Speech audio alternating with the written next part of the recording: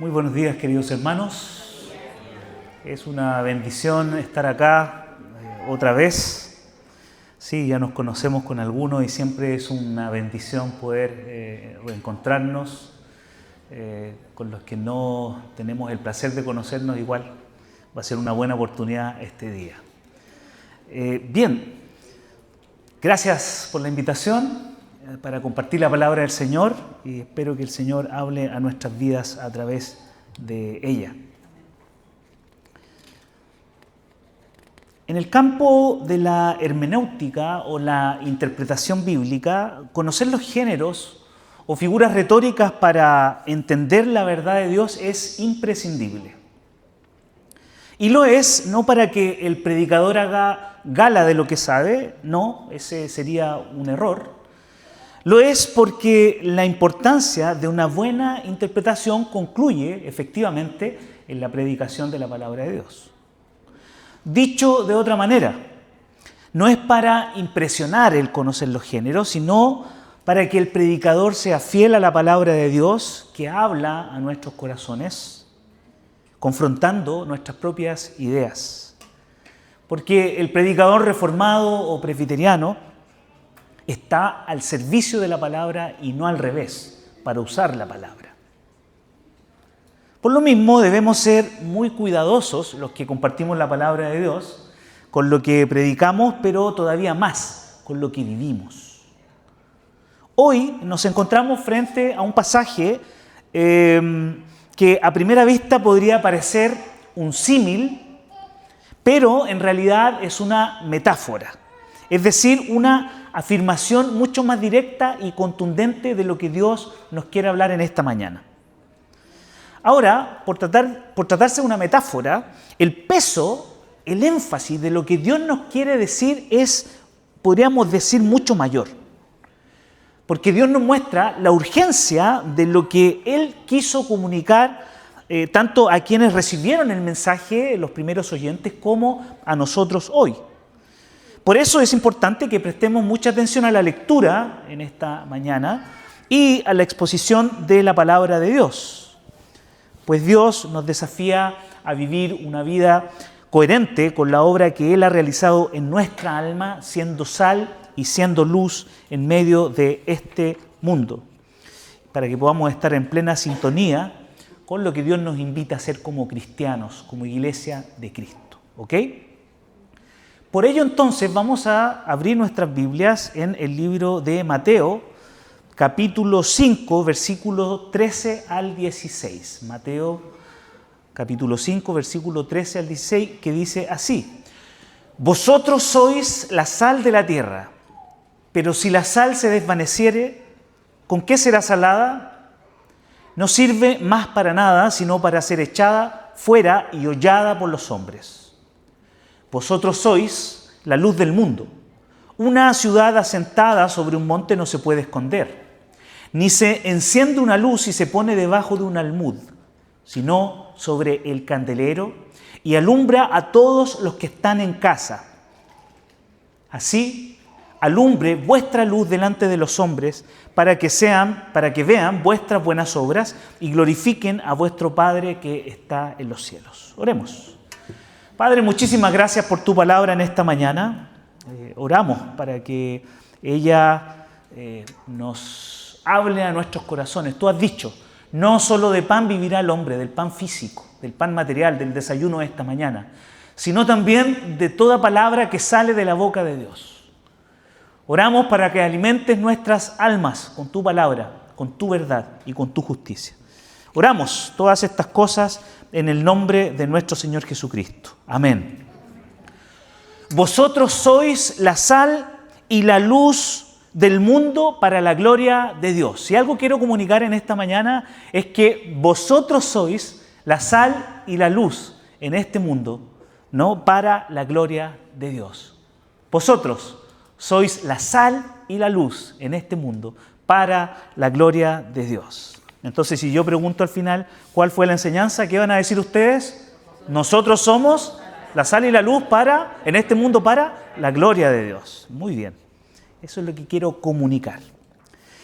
Como vimos en la introducción, en lo que acabo de mencionar, existe una diferencia entre un símil y una metáfora. Un símil es una figura retórica que utiliza un recurso de comparación. Y este recurso de comparación generalmente es un cómo o así como. En cambio, la metáfora omite esta comparación, es decir, esta palabra, y lo hace de manera explícita, hace una afirmación directa. ¿Por qué es relevante esta afirmación? Porque ustedes podrían decir, esto comienza a parecer una clase de hermenéutica, ¿no? Pero no es la idea. Pero es importante para que podamos ver el valor de la enseñanza de la palabra de Dios en esta mañana. Porque los autores bíblicos inspirados usaron figuras literarias para comunicar la verdad de Dios y para que podamos comprender el mensaje de las Sagradas Escrituras. Y debemos poner, por lo tanto, atención en el contexto histórico, debemos poner también atención en el lenguaje y en la forma literaria que Dios decidió usar para revelarse, porque nosotros entendemos la Biblia como la palabra de Dios. Y si Dios la reveló de cierta manera, usando ciertas figuras, entonces es importante. ¿Ok? Entonces, por ejemplo, Jesús utiliza un símil cuando describe el cuidado de Dios por su pueblo en este mismo libro, Mateo capítulo 23, versículo 37. Dice, Jerusalén, Jerusalén, ¿cuántas veces quise juntar a tus hijos como la gallina junta a sus polluelos debajo de las alas y no quisiste? ¿Se dieron cuenta? ¿Cuántas veces quise juntar a tus hijos como la gallina? Ahí está la palabra como. Vean ustedes en el símil. También el profeta Isaías utiliza un símil cuando compara la eficacia de la palabra de Dios con la lluvia y la nieve que hacen germinar la tierra. Isaías capítulo 55. Versículos 10 y 11. Vean ustedes, dice, porque como desciende de los cielos la lluvia. Por cierto, este es el pasaje, uno de mis pasajes, algunos dicen favorito, que no se tiene que decir eso, pero preferidos, digamos, por el contenido y la belleza que tiene este pasaje. Vean ustedes, porque como desciende de los cielos la lluvia y la nieve, y no vuelve allá, sino que riega la tierra, y la hace germinar, y producir, y da semilla que siembra, y pan al que come, así será mi palabra que sale de mi boca. No volverá a mí vacía, sino que hará lo que yo quiero, y será prosperada en aquello para que la envíe. Hermoso, ¿no? Como la lluvia que hemos tenido estos días, que produce frutos, pero también produce estragos. Así será mi palabra. Revelará, ¿no? Y confrontará, pero también producirá frutos. Otro ejemplo conocido aparece en el Salmo 42.1 y probablemente los que tienen mucho tiempo en la vida cristiana lo conocen rápidamente, ese que dice, como el siervo que brama por las corrientes de las aguas, así clama por ti, oh Dios, el alma mía. Ahora, Jesús utilizó también metáforas. Jesús utilizó con frecuencia las metáforas, especialmente para revelar su identidad de ser Señor y Dios. Hay varias afirmaciones del Señor Jesucristo y aquí ya no está el cómo. Dice el mismo Señor en algún minuto en sus predicaciones, decía, yo soy el pan de vida. Yo soy la luz del mundo. Yo soy la puerta. Yo soy el buen pastor. En todos estos casos, si ustedes se dan cuenta, no aparece la palabra cómo. La afirmación, por lo tanto, es directa. Incluso el apóstol Pedro utiliza una metáfora fuerte para describir a los falsos maestros cuando dice, estos son fuentes sin agua y nubes empujadas por tormenta. No dice, estos son como. No, estos son fuentes sin agua y nubes empujadas por tormentas. En fin, como he dicho, podría parecer una clase de hermenéutica, pero no es la idea. Lo que quiero que entiendan es el fondo de las palabras del Señor en esta mañana. Nuestro Señor utiliza la imagen, una imagen profundamente cotidiana para los oyentes del primer siglo, la sal. para nosotros podría parecer un elemento simple de la mesa, pero en el mundo antiguo la sal era un bien muy preciado y necesario. Era uno de los principales medios para preservar los alimentos en un contexto sin refrigeración. Y por lo tanto estaba directamente asociada a la preservación de la vida misma. Cuando Jesús dice, vosotros sois la sal de la tierra, no está ofreciendo un elogio superficial a sus seguidores, sino que está dando una declaración contundente sobre el papel que debe jugar su pueblo, sus hijos. La sal preserva aquello que de otro modo inevitablemente se corrompería. Y así el Señor está diciendo que la presencia de sus discípulos en el mundo tiene una función preservadora, en medio de una humanidad marcada por el pecado y descomposición moral.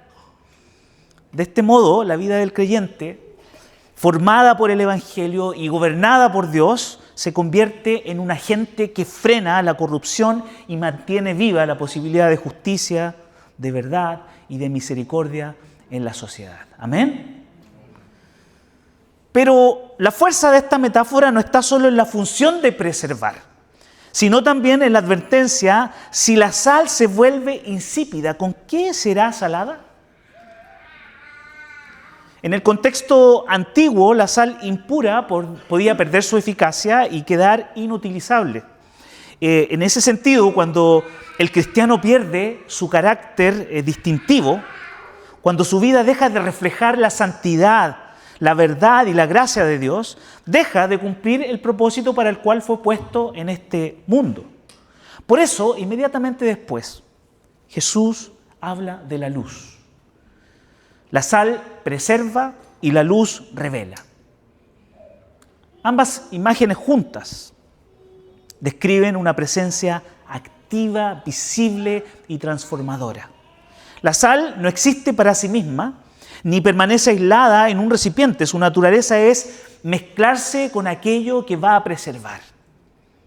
Así también la iglesia en el mundo no es para absorber la corrupción, sino para influirla con una vida diferente, con una vida que refleja el carácter de Cristo.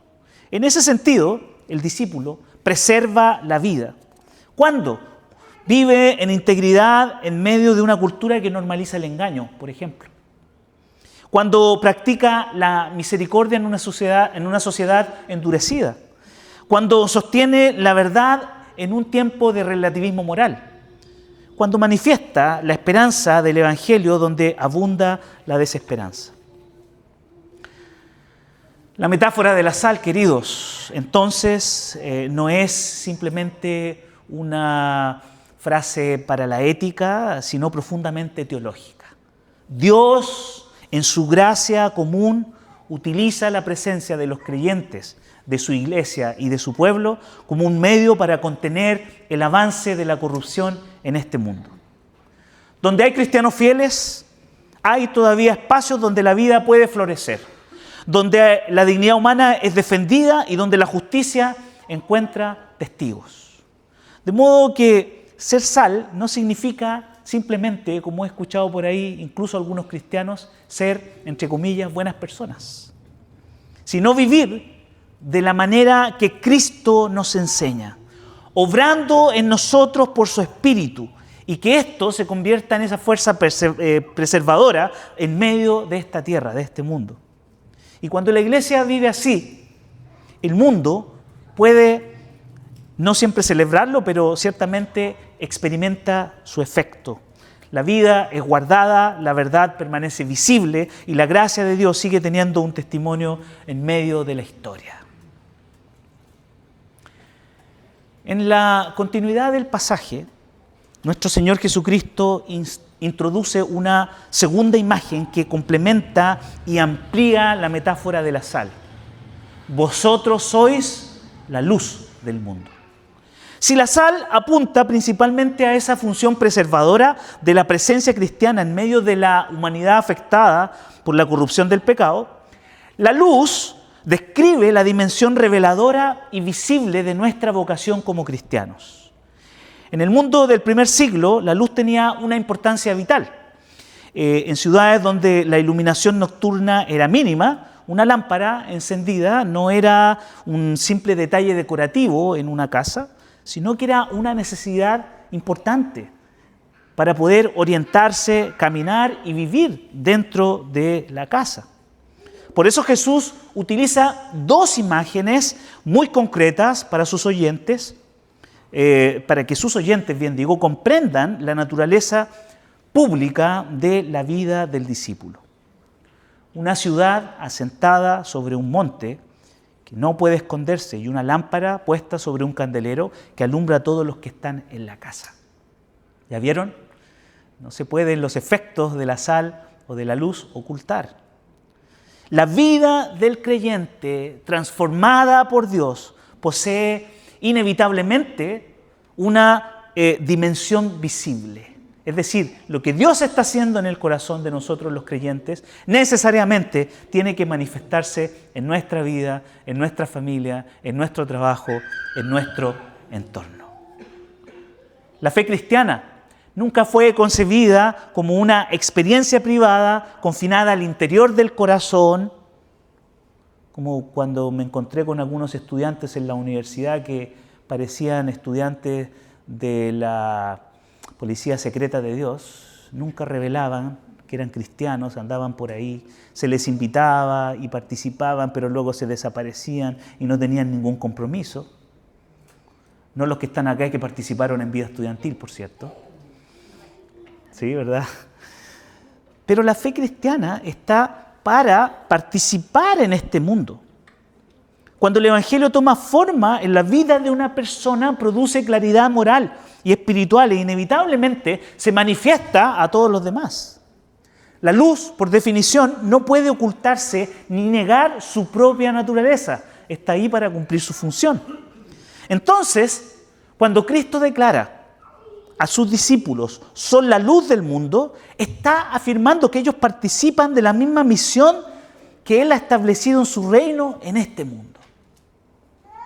Pero los discípulos de Cristo no son la fuente original de la luz, como tampoco la sal. Porque la luz y la sal verdadera es Cristo mismo. Nosotros somos incapaces de producir esa sal y esa luz redentora. Es Cristo quien la produce en nosotros. Nosotros simplemente somos portadores y reflejos de lo que hemos recibido de Dios. La imagen de la lámpara es especialmente instructiva. Nadie entiende una lámpara para taparla, ¿no? Para cubrirla, y hacerlo sería contradictorio.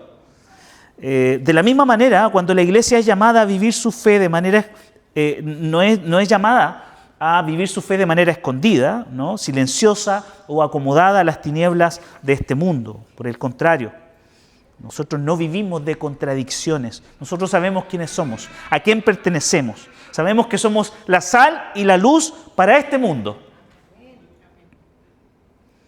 Cristo no salva a su pueblo solamente para rescatarlo de un juicio, sino también para hacerlo visible y para que seamos testimonio en este mundo.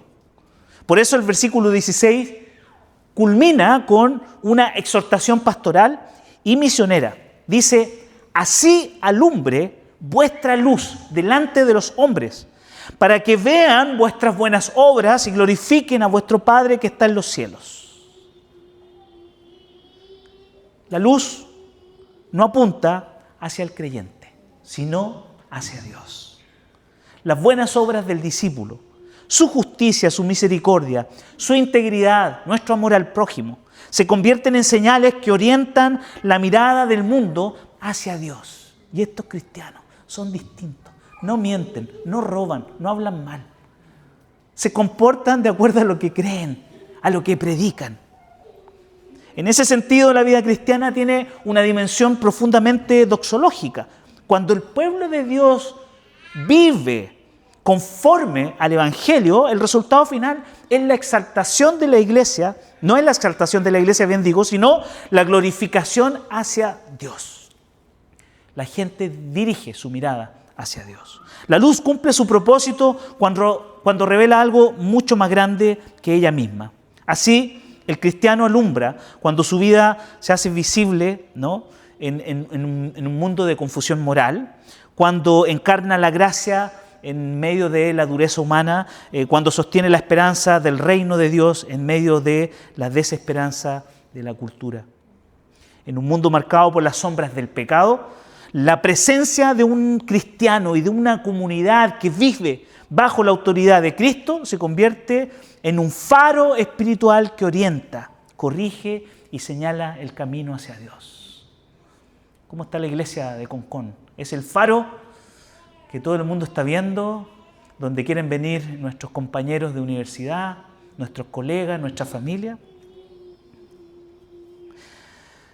El hecho de ser luz no significa simplemente destacar moralmente, sino vivir de manera que la gente pueda ver a Dios, pueda ver la verdad, pueda ver la justicia, pueda ver la misericordia, la santidad, que esto sea perceptible, que nos salga por los poros, que la gente diga que hay algo distinto. ¿Qué tienes? ¿Qué es lo que te permite vivir de una manera tan diferente y enfrentar los problemas de una manera distinta a como la mayoría de la gente lo hace? Cuando la iglesia vive así, su existencia misma se convierte en una proclamación silenciosa pero poderosa. El reino de Dios entonces irrumpe en el mundo y su luz y la luz de Cristo sigue viviendo y sigue brillando a través de los cristianos. Me gustaría invitarles a considerar algunas aplicaciones de esta reflexión bíblica, de esta predicación en esta mañana. Para los que están en la etapa de estudios o recién comienzan a trabajar. Nuestro Señor declara que sus discípulos son la sal de la tierra y la luz del mundo. Y esta afirmación toca directamente la esfera más inmediata de la vida, la identidad personal.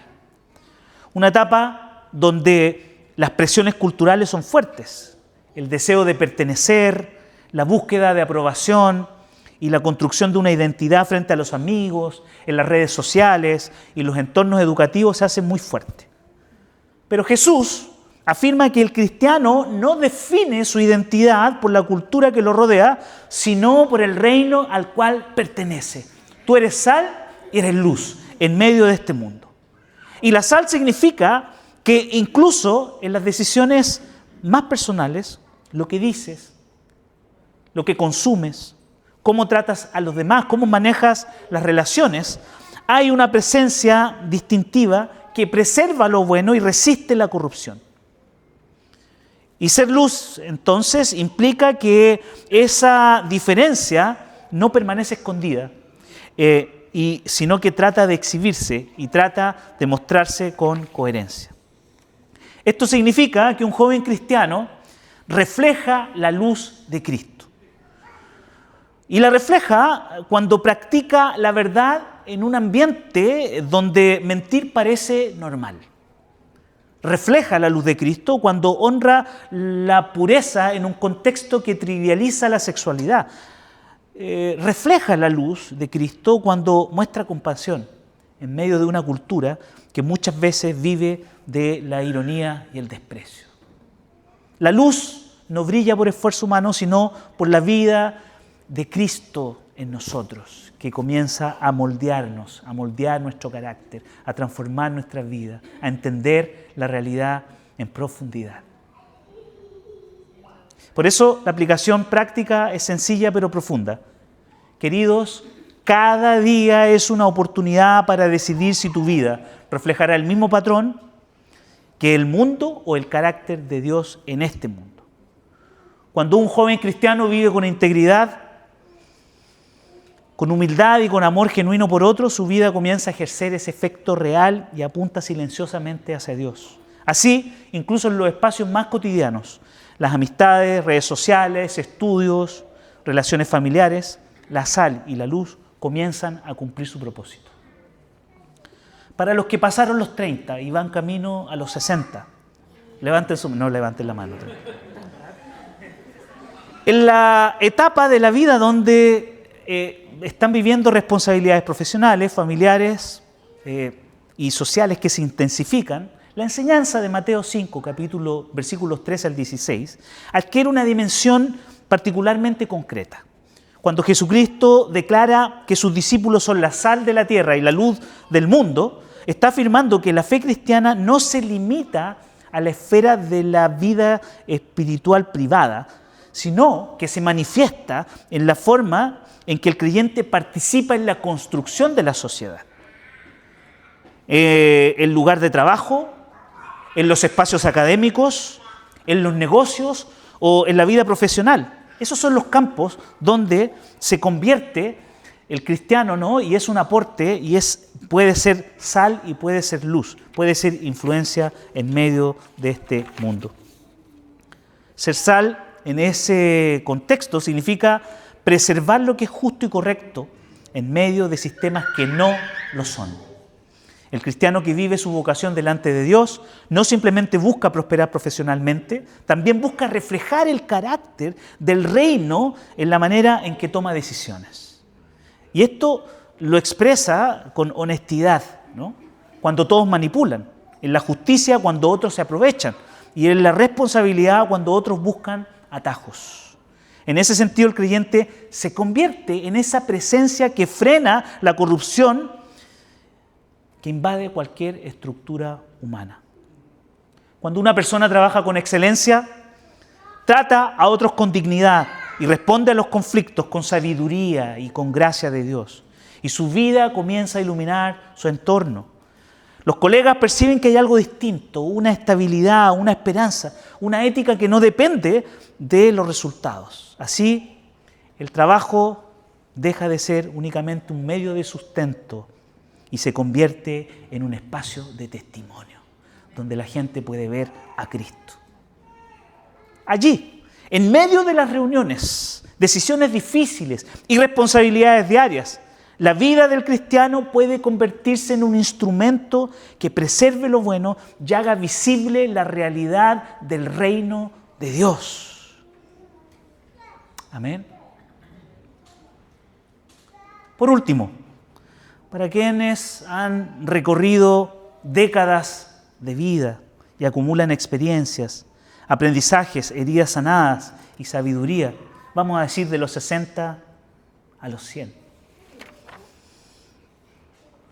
En esta etapa, la metáfora de la sal y la luz revela que el llamado cristiano no disminuye con el paso del tiempo. Por el contrario, muchas veces se vuelve aún más significativo. Cuando Jesucristo habla de la sal que preserva y la luz que ilumina, está describiendo la influencia que se ejerce a través de la presencia constante del cristiano, desde que comienza a ser cristiano hasta que muere y se va con el Señor. Aquí la aplicación se extiende a todas las actividades de la vida: la familia, la iglesia, la comunidad, las amistades y las generaciones más jóvenes. La sal actúa penetrando aquello que toca. Y de la misma manera el cristiano maduro, grande, tiene la oportunidad de influir profundamente en los entornos en los cuales Dios los ha colocado. Una palabra de consejo de un hermano más grande, ¿cuánto nos ha ayudado, verdad? Incluso hasta una pequeña sonrisa, un cariño. Vamos a confiar en Dios. Una vida que refleja paciencia, fe, en medio de las dificultades, esas actitudes de esperanza de nuestros hermanos mayores frente a los desafíos de la vida, pueden convertirse en instrumentos que preservan la fe y nos fortalecen a todos. La luz también se manifiesta a través del testimonio de estas vidas que van caminando con Dios a través de los años. En un mundo que a menudo es idólatra y que busca siempre la novedad y la rapidez. La estabilidad espiritual de una persona que ha aprendido a confiar en Dios en cada estación de la vida se convierte en ese faro que sobre los demás pueden ser bendecidos y que los demás se ven beneficiados. Hijos, nietos, miembros de la iglesia y personas cercanas pueden ver en esa vida una demostración concreta de la fidelidad de Dios. A los hermanos más grandes no se sientan inútiles. En la iglesia no hay inútiles. Todos somos útiles para la gloria de Dios. Queridos, estamos cerrando. Me gustaría cerrar con la siguiente conclusión. Somos la sal y la luz en medio de este mundo. Y por cierto, antes de cerrar, quienes todavía no experimentan una relación con Cristo, me gustaría invitarles a considerarla. Esta es una oportunidad para disfrutar de esa sal que le da sabor a nuestra vida. Jesucristo dijo, yo he venido para que tengan vida y la tengan en abundancia. Si no has experimentado esa vida abundante, es el momento de probar de este pan, de probar de esta sal, de tomar de esta agua, de ver esta luz que has estado buscando probablemente a través de tu vida, de los años, en un libro, en un filósofo, en una religión. Acércate a Cristo, este es el momento. Tu vida puede cambiar, tu vida puede ser distinta. Y para los que están acá al cierre, somos la sal y somos la luz, estamos para servir. El cristiano no existe para aislarse del mundo, sino para transformarlo, como la sal preserva y como la luz que revela. En cada etapa de la vida, Dios usa la presencia fiel de su pueblo para frenar la corrupción y mostrar la realidad de su reino. Así, una vida marcada por el Evangelio termina apuntando siempre a la gloria de Dios, el Padre.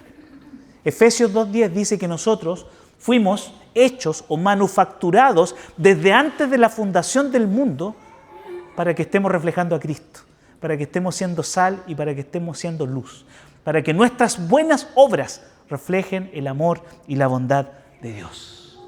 Querido, el Señor bendiga tu vida, el Señor bendiga su palabra. Amén.